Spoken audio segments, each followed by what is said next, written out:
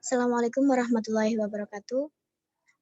Saya Rizky Nisa Fitri dari kelas Biologi C akan mempresentasikan mengenai peradaban Islam di Eropa. Yang pertama yaitu sejarah peradaban Islam di Eropa.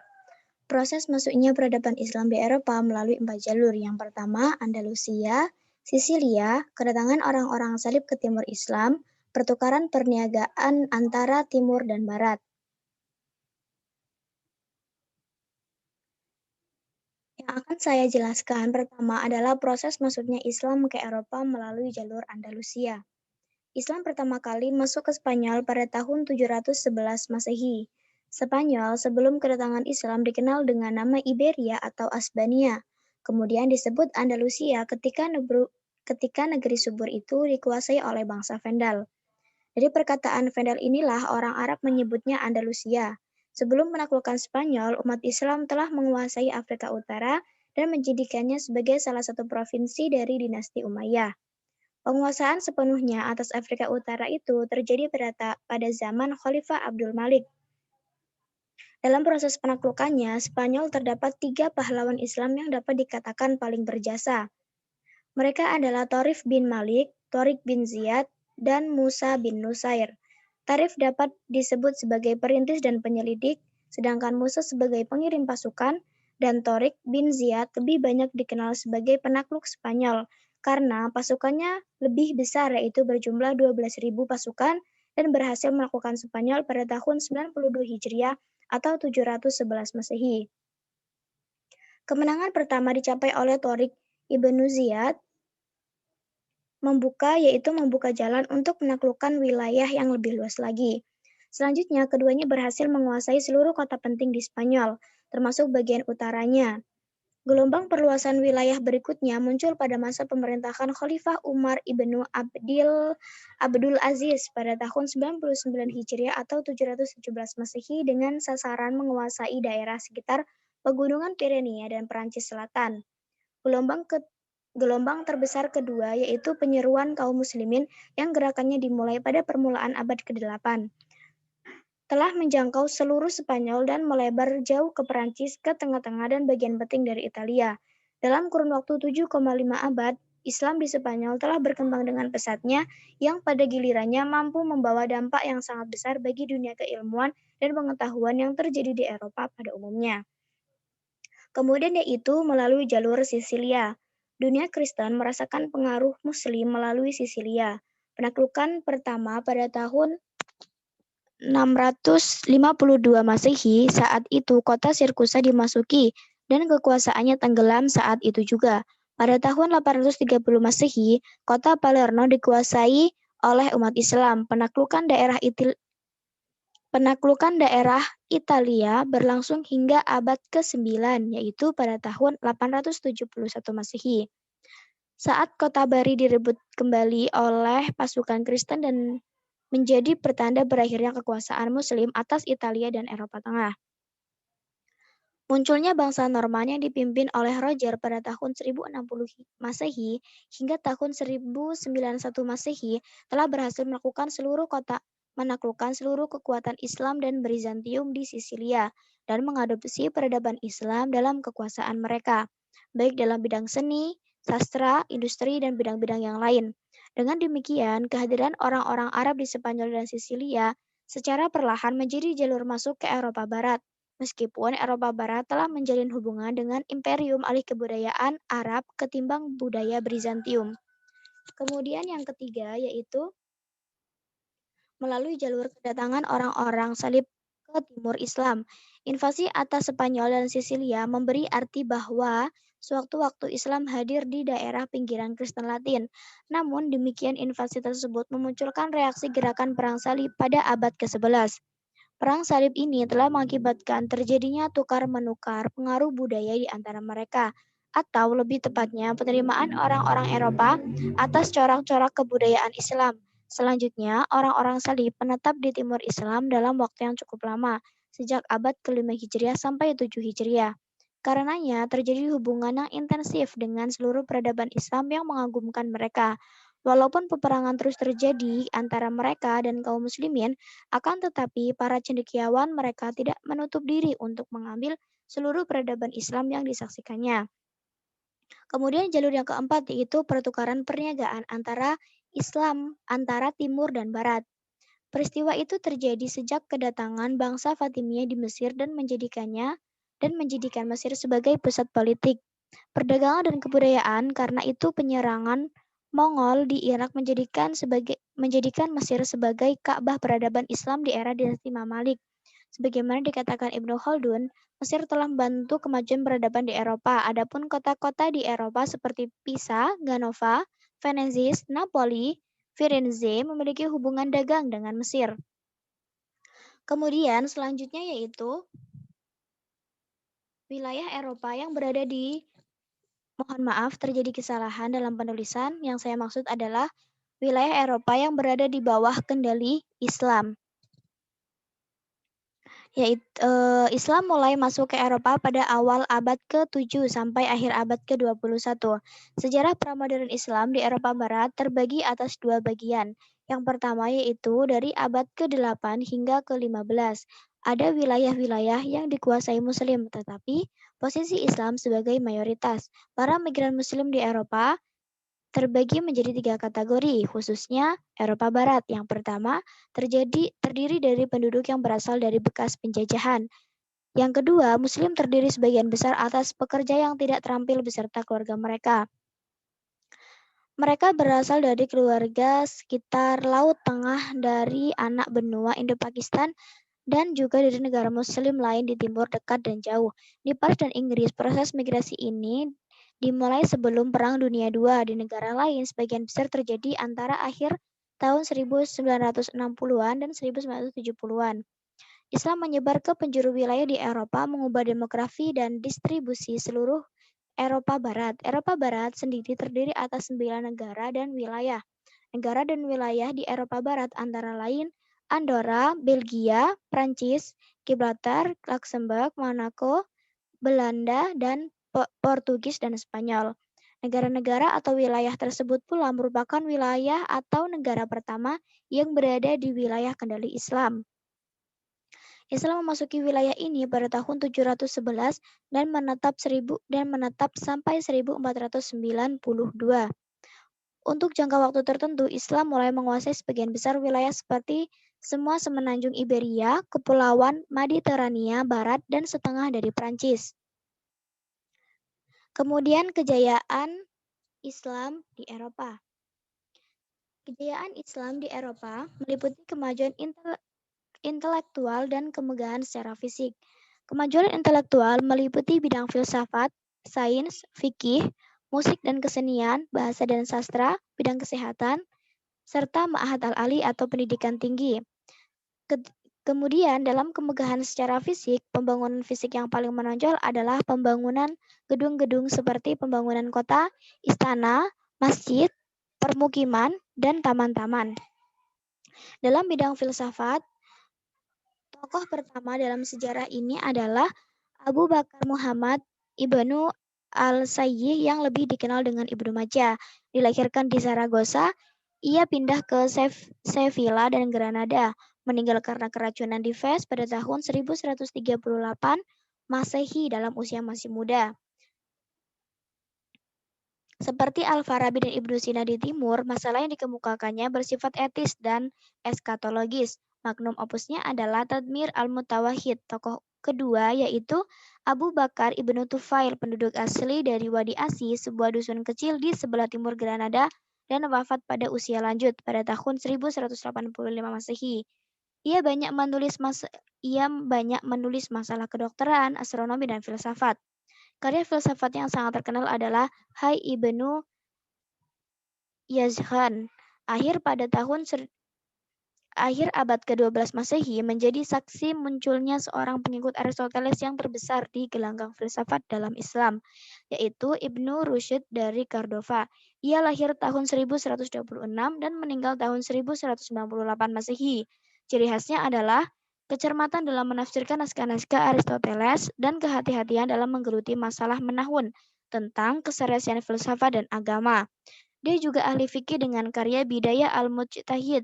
Ibnu Rushd memiliki sikap realisme, rasionalisme, positif ilmiah Aristotelin. Sikap skeptif terhadap mistisme adalah basis di mana ia menyerang filsafat Al-Ghazali. Kemudian dalam bidang sains, ilmu-ilmu dalam hal ini meliputi kedokteran, musik, matematika, astronomi, kimia, dan yang lainnya. Abbas ibnu Famas termasyhur dalam ilmu kimia dan astronomi. Ialah orang pertama yang menemukan pembuatan kaca dari batu. Ibrahim ibnu Yahya al-Naqas terkenal dalam ilmu astronomi. Ia dapat menentukan waktu terjadinya gerhana matahari dan menentukan lamanya. Ahmad ibnu Ibas dari Cordova adalah ahli dalam bidang obat-obatan. Al-Hasan bin Abi Ja'far dan kedua saudara perempuan adalah dua orang yang ahli kedokteran dari kalangan wanita. Kitab Mizanul Hikmah ditulis oleh Abdurrahman Al-Hazini pada tahun 1121. Adalah salah satu karya fundamental dalam ilmu fisika di abad pertengahan. Trigonometri pengantar kepada risalah astronomi dari Jubair ibnu Aflah dari Safile ditulis oleh Islah Al-Majisti pada pertengahan abad ke-12, berisi tentang teori-teori trigonometrikal. Hasan Al-Marqushi telah melengkapi pada tahun 1229 di Maroko suatu risalah astronomi dengan informasi trigonometri. Observatorium Marga berdiri pada tahun 1259 di Azerbaijan. Persia menjadi pusat studi astronomi dan alat-alat baru atau untuk memperbaiki alat-alat astronomi kreatif dan terkenal untuk menarik untuk suatu periode yang singkat.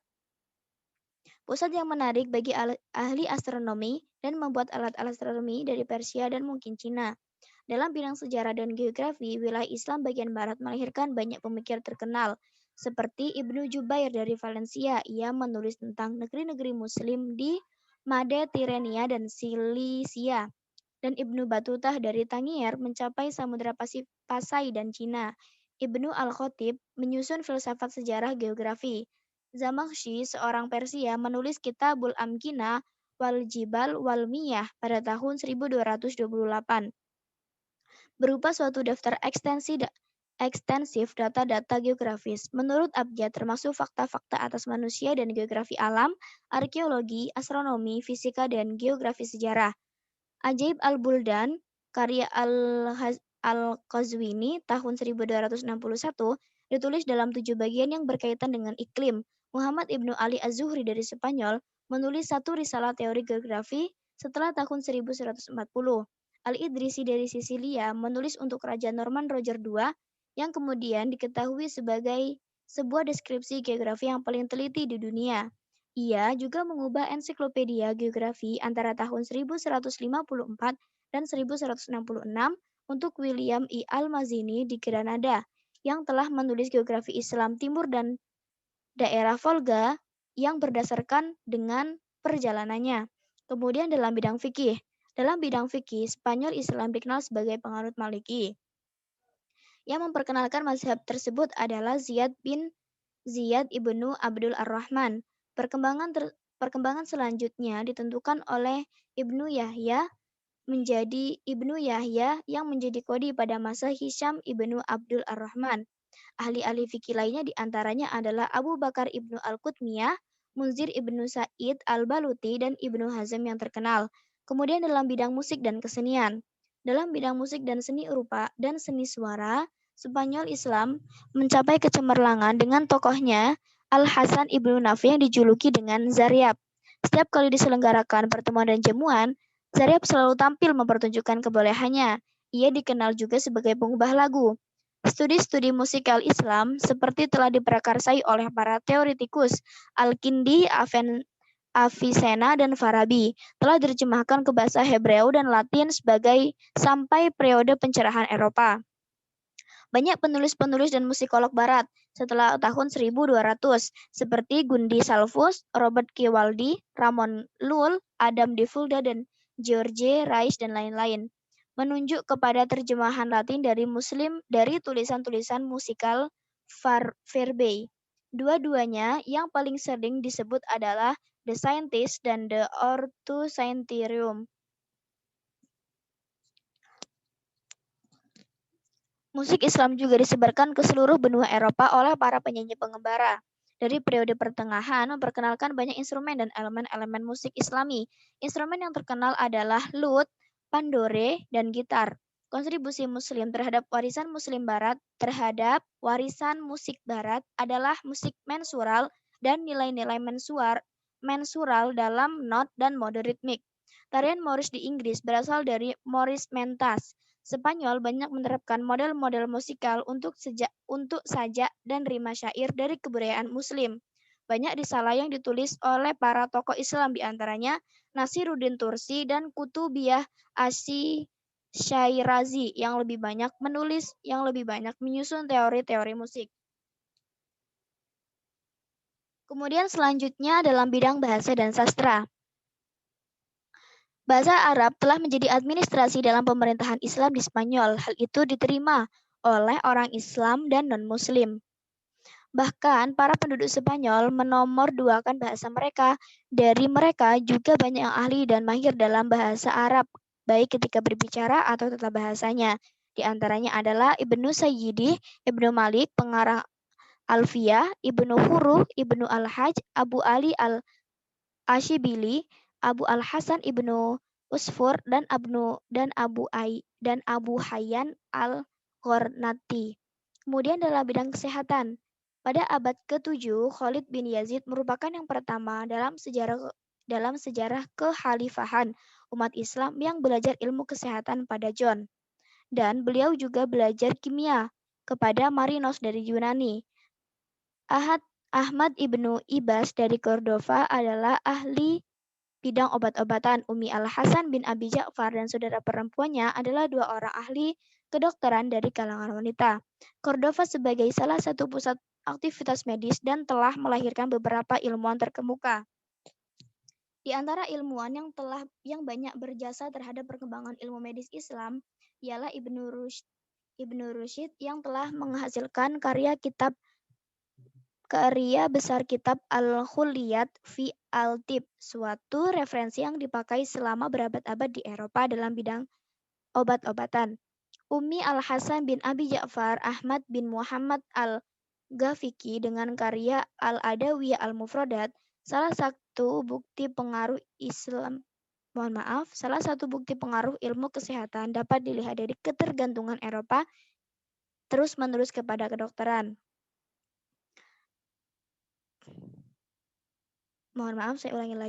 Salah satu bukti pengaruh ilmu kesehatan dapat dilihat dari ketergantungan Eropa terus-menerus kepada kedokteran Arab hingga abad ke-15 dan 16 ditunjukkan dengan daftar buku yang dicetak.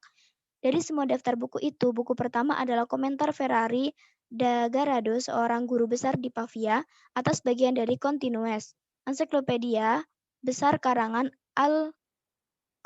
Al-Razi. Karangan Ibnu Sina Kanon dicetak pada tahun 1473, lalu pada tahun 1475, dan sudah pada cetakan yang ketiga bahkan sebelum karya kalian dicetak. Dalam karya Ferrari do Gardo misalnya, Ibnu Sina dikutip lebih dari 300 kali, Al-Ghazi dan Galem masing-masing 1000 kali, sedang Hippokrates hanya 100 kali. Dengan demikian, kedokteran Eropa abad ke-15 dan ke-16 masih merupakan kedokteran yang sedikit lebih luas dari sekedar kepanjangan kedokteran Arab. Hingga pada tahun 1500, buku ini telah dipublikasikan dalam cetakan yang ke-16. Karena masih terus digunakan hingga tahun 1650, buku itu dipandang sebagai karya dalam bidang kedokteran yang paling banyak dipelajari. Buku ini diikuti oleh karya-karya terjemahan dari bahasa Arab lainnya, termasuk beberapa kalangan yaitu Al-Razi, Ibnu Rushd, Hunain bin Ishaq, dan Hali Abbas. Kemudian dalam bidang Al-Ma'had Al-Ali atau perguruan tinggi. Menurut masyarakat yang berada di Spanyol merupakan pelopor peradaban dan kebudayaan juga pendidikan. Antara pertengahan abad ke-8 sampai abad ke-13, melalui usaha yang mereka lakukan, ilmu pengetahuan kuno dan ilmu pengetahuan Islam dapat ditransmisikan ke Eropa. Bani Umayyah yang berada di bawah kekuasaan Al-Hakam menyelenggarakan pengajaran dan telah memberikan banyak sekali penghargaan kepada sarjana. Ia telah membangun Universitas Cordova berdampingan dengan Masjid Abdul Ar-Rahman III yang selanjutnya tumbuh menjadi lembaga pendidikan yang terkenal di antara jajaran lembaga pendidikan tinggi lainnya. Di antara para ulama yang bertugas di Universitas Cordova adalah Ibnu Qutaibah yang terkenal sebagai ahli tata bahasa dan Abu Ali Al-Qoli yang terkenal sebagai pakar fisiologi. Universitas ini memiliki perpustakaan yang menampung banyak buku. Universitas ini mencakup jurusan meliputi astronomi, matematika, kedokteran, teologi, dan hukum. Jumlah muridnya mencapai 10.000 orang. Kemudian kemudian kemegahan pembangunan fisik. Pembangunan fisik yang paling menonjol adalah pembangunan gedung-gedung seperti pembangunan kota, istana, masjid, pemukiman, dan taman-taman. Di antara pembangunan yang megah adalah Masjid Cordova yang dibangun pada masa Abdul Ar-Rahman Al-Dahili, kota Al-Zahra, kota termegah yang dibangun oleh Abdul Ar-Rahman III, dan kota Granada yang cantik dan megah dengan Istana Al-Hamar, Istana Ja'fariyah di Saragossa, tembok Toledo, Istana Al-Ma'mum, dan Masjid Sevilla. Cordoba juga terkenal dengan universitas, yaitu Universitas Megah Cordoba yang dibangun oleh Al-Hakam II Abdul Ar-Rahman III. Perpustakaan yang berada di Istana Cordova diurus oleh petugas perpustakaan yang bernama Bakia. Para penjilid buku itu diperkerjakan di sana, dan Al-Hakam Al-Mutsmir mempunyai agen di setiap provinsi yang menyediakan buku dengan cara menyalin dan membeli. Dari Andalusia mengalir peradaban Arab ke negara Nasrani melalui kaum terpelajar. Mereka menuntut ilmu di Universitas Cordova atau lembaga-lembaga ilmu pengetahuan di Andalusia berperan besar dalam mengantarkan Eropa memasuki periode masa kebangkitan. Bait al-Hikam didirikan oleh Khalifah Al-Ma'mum berisi para penerjemah yang terdiri dari Yahudi, Kristen, dan para penyembah binatang.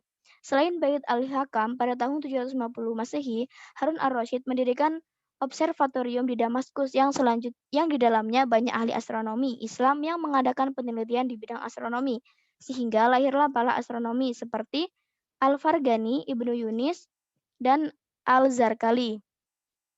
Pembangunan irigasi yang baik mengacu produksi yang baik pula, sehingga mereka dapat membangun kebun tebu, kapas, padi, jeruk, anggur, dan kota yang megah, dan mempunyai banyak bangunan monumental. Selanjutnya yaitu penyebab kemunduran Islam di Eropa, yaitu terdiri dari beberapa faktor. Yang pertama, konflik Islam dengan Kristen, tidak adanya ideologi pemersatu, kesulitan ekonomi, tidak jelasnya sistem peralihan kekuasaan, dan keterpencilan. Penyebab kemunduran yang pertama, konflik Islam dan Kristen. Para penguasa Muslim tidak melakukan Islamisasi secara sempurna.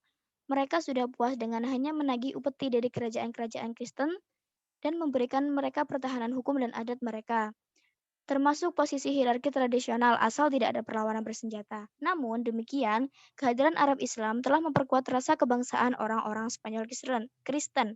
Hal ini menyebabkan kehidupan orang Islam di Spanyol tidak berhenti dari pertentangan antara umat Islam dan Kristen. Pada abad ke-11, umat Kristen memperoleh kemajuan pesat, sementara Islam sedang dalam masa kemunduran. Kemudian yang kedua yaitu tidak adanya ideologi pemersatu. Kalau di tempat-tempat lain, para mukallaf diperlakukan seperti orang Islam yang sederajat, sebagaimana politik yang dilakukan oleh Bani Umayyah di Damaskus. Orang-orang Arab tidak pernah menerima orang-orang pribumi. Setidak-tidaknya sampai abad ke-10 Masehi, mereka memberi istilah ibad dan muwaladun kepada para mukallaf, suatu ungkapan yang dinilai merendahkan. Akibatnya, kelompok-kelompok etnis non-Arab yang ada sering menggerogoti dan merusak perdamaian.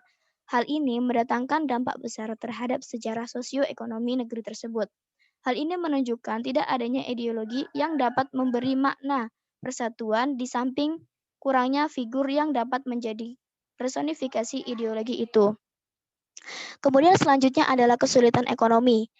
Di paruh kedua masa Islam di Spanyol, para penguasa membangun kota dan mengembangkan ilmu pengetahuan dengan sangat serius, sehingga mereka lalai akan membina perekonomian. Akibatnya, timbul kesulitan ekonomi yang amat memberatkan dan mempengaruhi kondisi politik dan militer. Yang keempat yaitu tidak jelasnya sistem peralihan kekuasaan.